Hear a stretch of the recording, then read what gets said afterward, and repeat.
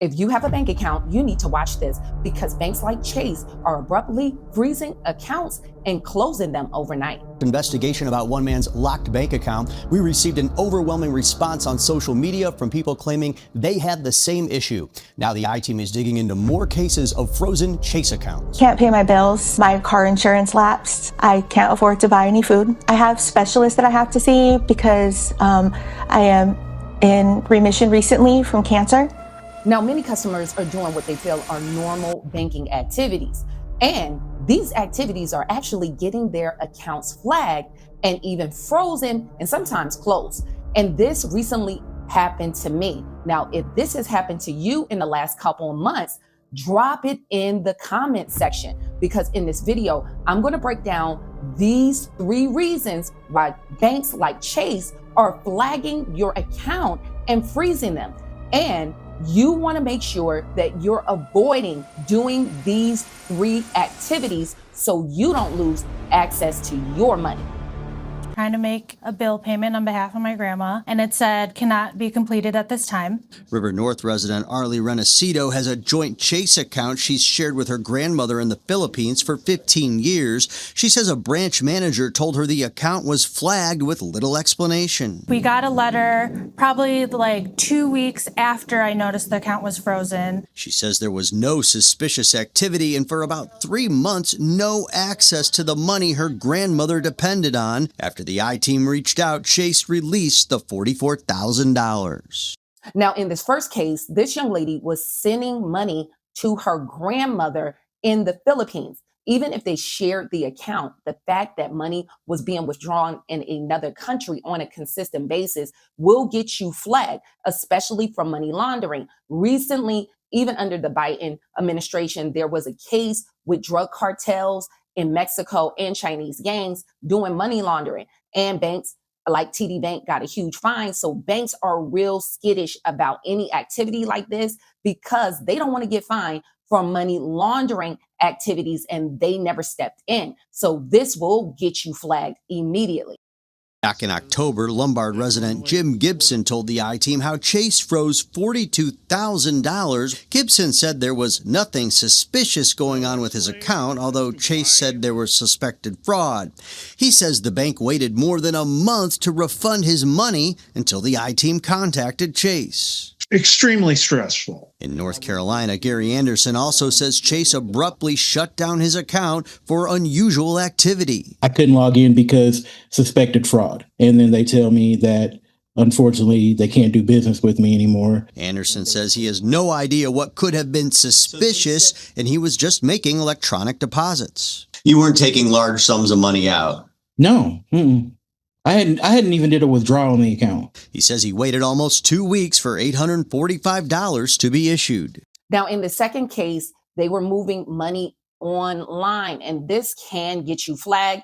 You know, this actually happened to me. I was buying property and we were going to the closing the night before. I moved some money, a large sum, out of my bank account from Chase to my Truist account, and it got my Chase account frozen. The next day when I went to closing, I realized the money wasn't there. Thank God I had the money to cover the closing costs through Truist. So you want to make sure if you're moving money like this, understand it can cause your account to be frozen online doing these activities. I was able, after the closing, to call Chase and then they unfroze my account. So just be aware of transferring money even to your own accounts can get you flagged if it's a large sum. What happened to the woman that you're about to meet could happen to anyone. Her Chase bank account had enough money in it, but she had no access to those funds because the account was frozen after she deposited a 5-figure check. Initially, Chase Bank said that it was flagged as a fraudulent check and that they couldn't verify the check. Rosalind Samalu called and visited branches. And each time I get a different story. This was her only bank account, so even her money that was in there before the check was deposited was also out of reach. I can't pay my bills. My car insurance lapsed. I can't afford to buy any food. I have specialists that I have to see because I am in remission recently from cancer. Yesterday, I had an appointment with a specialist that was 50 minutes away there and 15 minutes away back. And I'm just praying, like, please get home because I don't have the gas. Chase looked into the situation and found that both the writer of the check and Rosalind had previous returned or unauthorized checks, so they needed to review the transaction. Now, in this third case, it's unfortunate because this lady is recovering from cancer and she's in remission, but this was very traumatic.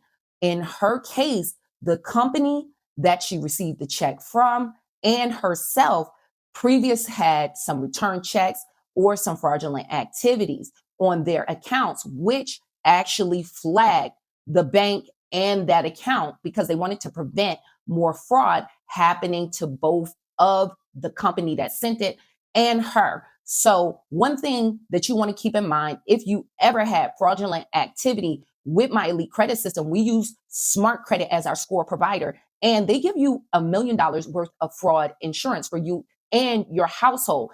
And with my elite credit system, users like Greg was able to remove a collection in 12 days. So if you need that service or my help with my AI software and credit coaching, the link is in the description of the video and in the pinned comment section. So you want also to take steps to prevent your accounts being shut down. So if you are moving large sums of money like I did, then go in to either move that money with a teller or to see some kind of banking manager so they're aware that it's you moving that money. Or if you're trying to move money online, you can call in and let them know that you're about to move some money and it's not fraudulent activity. Additionally, I would let someone know in like the first case to go into the branch and let them know that my grandmother or a loved one is living outside of the country with that bank account that I share and that I will be sending money that way. So they can notate that on your account. Or if it's a one-time situation where you're going outside of the country and even traveling, call and let your bank know, because this even happened with your credit cards. Even if you're moving around with the United States, this happened to me when I traveled to California.